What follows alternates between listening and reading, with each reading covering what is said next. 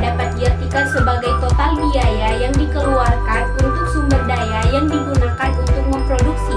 Nah, biaya produk dan jasa ini terbagi atas tiga, yaitu biaya bahan baku langsung, biaya tenaga kerja langsung, dan biaya overhead pabrik. Biaya bahan baku langsung adalah pembelian bahan baku langsung yang masuk dalam suatu produk.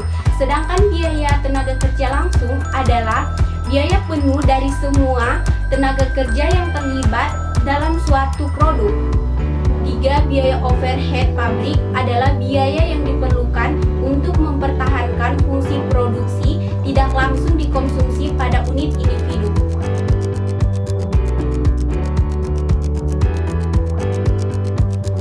Baiklah, selanjutnya laporan laba rugi adalah laporan keuangan yang menggambarkan jumlah penghasilan, beban yang ditangguhkan, dan laba atau rugi yang dicapai sebuah perusahaan dalam periode tertentu. Adapun elemen-elemen dalam laporan laba rugi yang pertama, penjualan, harga pokok produksi, beban, pendapatan, kerugian atau keuntungan, depresiasi, dan pajak.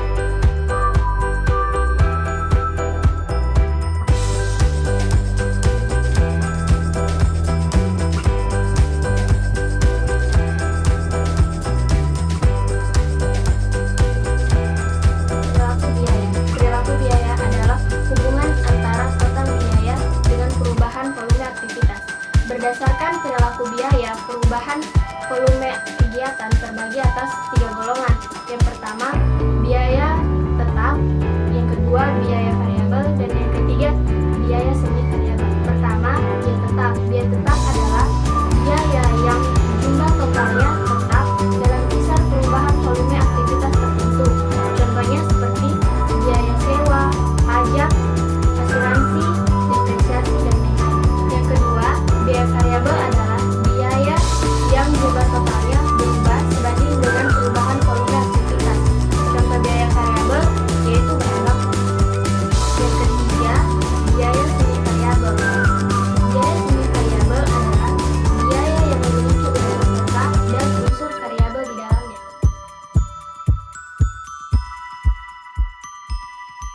Baik, yang terakhir adalah metode pemisahan biaya campuran. Di dalam metode pemisahan biaya campuran kali ini akan ada tiga metode yang digunakan.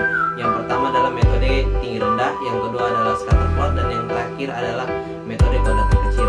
Metode tinggi rendah. Metode tinggi rendah menggunakan persamaan garis lurus. Kita mengambil data yang mana data yang tertinggi dan data yang terendah. Yang kedua, metode scatter plot. Metode scatter plot ini adalah kita menggunakan grafik suatu data dan kita memplot titik-titik teratas dari masing-masing data tersebut.